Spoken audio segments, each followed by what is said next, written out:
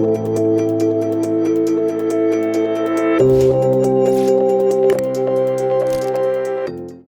y'all, my name is Kelly Morrison and I'm a client partner here at Praxent. As a client partner, I'm responsible for overseeing a number of our accounts and making sure that the products that we're building for our customers continue to meet their high-level business objectives and really move the needle when it comes to innovation. Today, I'm going to be talking about how you can introduce Agile processes into your traditional culture. The first thing that can cause a roadblock is the way that you structure your teams. So in traditional organizations, we're used to seeing teams structured around the people. And in Agile methodologies, they recommend structuring the teams around the work or the product. And so what that means is that in traditional organizations, it's very common for us to see a team that's focused on the database, and another team that's focused on the API or the back end, and another team that's focused on the front end. But a downstream effect that can have is that it will take a very long time to be able to validate any given feature from all the way through. So the example that I always like to use is a login example. If you're building a portal, then you'll likely have a login feature, and it's likely the first feature that your team is going to begin to tackle. But if the database team is focused on building out the entire database, and the backend team is focused on building out the entire API, and the front end team is working on building the foundation for the entire application, it can take months or years for you to be able to validate that the login is working correctly. In the Agile process, they recommend structuring the teams around the work or the product. And so in this example, we would recommend having a cross-functional team. So you'd have representation from the database team, from the back-end team, from the front-end team. We also often see that those teams could include members from our quality assurance team and the designers as well. And so this team is now focused on releasing demoable work. And so if we're talking about this login feature, the team is going to do everything they need to do to get the login feature out as soon as possible.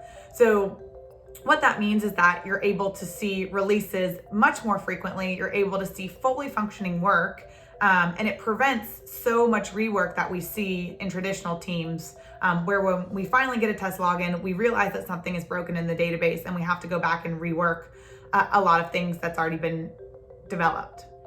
Structuring your teams around the product or the work instead of around the people will enable you to successfully release early and often and obtain customer feedback so that you can be sure that the products that you're building truly do meet your customers' needs. It'll also enable you to iterate very quickly and take in feedback in almost real time.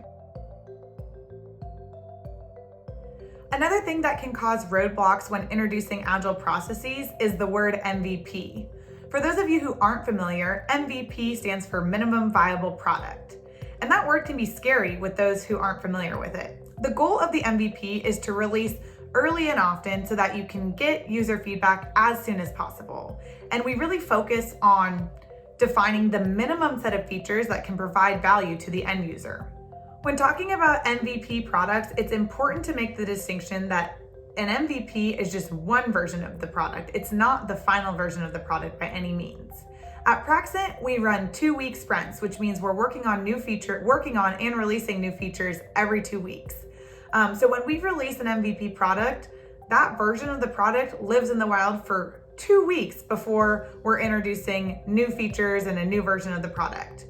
A great example of a company that does this so well is Facebook. If you think back to what Facebook looked like 15 years ago versus what it looks like today, they couldn't be more different. But if you had to pinpoint a point in time where Facebook made drastic changes to the application, you probably wouldn't be able to. And this is because Facebook is releasing new features daily and sometimes even multiple times a day.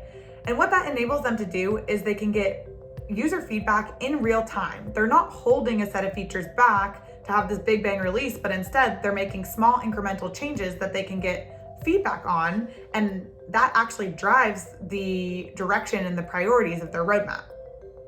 So that's a really important distinction to make when you're talking with your team and your stakeholders, that the MVP is not the only version and it's not the last version. It's just the first version and it's only one version, and it won't live there for very long, but it will enable you to put something in the market, to get user feedback in real time so that you can validate that the product that you're building meets the end user's needs and really achieves your high-level business objectives.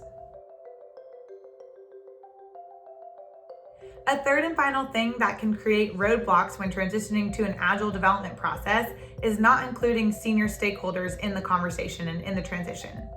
It is critical to clearly set your stakeholders' expectations throughout the process and throughout the transition so that they understand the why behind the process shift and they really understand how it's going to benefit them in the long run. Steve McConnell, who is a software estimation expert, he's analyzed over 10,000 software projects, has found two statistics to be true. The first is that 68% of software projects fail, and the second is that 64% of features are rarely used. By shifting to an agile methodology, you're guaranteeing that you're able to release much more frequently, which will enable you to get feedback both from your users and from your senior stakeholders so that they can have an input on the product roadmap and the priority of the features.